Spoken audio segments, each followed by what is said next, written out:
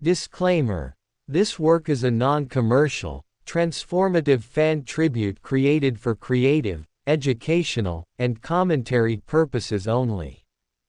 This series is not affiliated with, endorsed by, sponsored by, or produced by Warner Bros., DC Comics, or any associated rights holders. All characters, settings, dialogue, and narrative elements contained herein are newly created and are not intended to replicate or replace any existing copyrighted material. Any resemblance to existing intellectual property is used solely as inspiration under fair use principles, with respect for the original creators and without claim of ownership. No profit is derived from this work. This project exists as a tribute to storytelling, cultural impact, and creative legacy. Static. Called to the Current. Episode 1, The Current Finds You. For everyone to whom much is given, of him much will be required. Luke chapter 12 verse 48. The west side of Chicago settled into night the way it always did, not suddenly, but gradually, as if the city itself needed time to breathe. Streetlights flickered awake one by one, humming softly over cracked sidewalks and brick buildings that had seen better decades. Power lines stretched overhead like veins, carrying current through neighborhoods where televisions glowed, meals cooled on kitchen tables, and prayers were whispered without ceremony. Electricity was everywhere, moving obediently through wires and transformers, following rules it never questioned. At a corner store lit too brightly for its own good, voices rose in anger. Two young men argued in the open, their words sharp and reckless, drawing the attention of passers-by who knew when to slow down and when to keep walking. The tension thickened as one of them reached inside his jacket, a choice made in frustration rather than thought.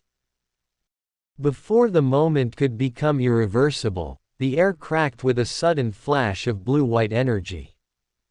The young man collapsed instantly, his muscles locked and weapon falling harmlessly to the pavement. Screams scattered the small crowd as panic replaced fury. Across the street, a figure stood frozen, hoodie pulled low, hands faintly glowing as if unsure what they had just done. His heart raced as he stared at his palms, realizing too late that intention did not control outcome. He had acted quickly, but not wisely. Sirens began to wail in the distance, and the streetlights above flickered in protest as he turned and ran, disappearing into an alley before anyone could see his face. He found refuge in an abandoned apartment nearby, a forgotten space with exposed wiring and peeling paint. The moment he shut the door behind him, the electricity surged out of control, arcing from his fingers into the walls until the lights burst and darkness swallowed the room. He slid down against the wall, breathing hard, forcing himself to slow down, to think, to regain control. The power obeyed eventually, settling into a faint hum beneath his skin. Morning brought questions. Police tape fluttered in the breeze as neighbors gathered, talking in low voices while news cameras recorded from a careful distance. From across the street, the young man watched unnoticed, listening as people debated whether what had happened was a miracle or a warning. One woman said a life had been saved. Another said the next one might not be. Their words followed him as he slipped into a small neighborhood church later that day, sitting in the back where no one paid him any mind. The building was modest and worn, its pews scarred by time rather than neglect. At the front, an elderly man spoke calmly, his voice steady without force. He spoke about power, about how it changes hands easily, and how wisdom does not. He reminded the room that gifts were not crowns, and that the Lord gives ability so that people may serve without destroying what he loves. The young man felt the words press against him in a way electricity never had. "The fear of the Lord is the beginning of wisdom," the elder said, echoing Proverbs chapter 9 verse 10, not as a warning, but as an invitation.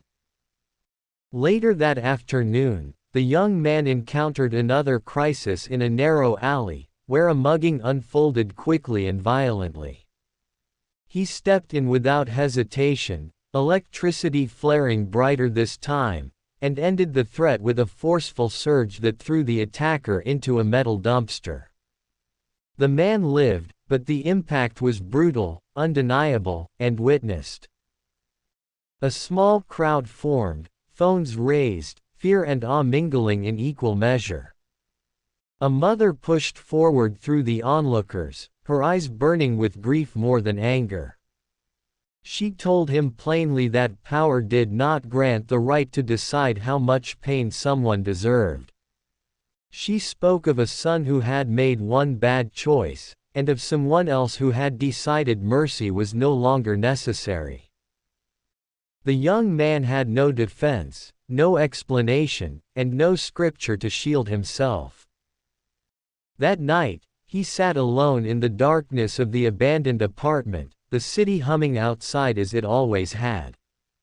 He scrolled through headlines questioning whether he was a hero or a vigilante, then locked his phone and set it aside. For the first time, uncertainty outweighed confidence. Later, standing on a rooftop overlooking the west side, he watched streetlights glow below him, steady and patient. Electricity flickered faintly around his hands, restrained but restless, waiting for direction. He realized that power followed order, and that without it, even light could become destructive. He was not standing above the city. He was standing within it. And for the first time, he wondered who he was truly accountable to.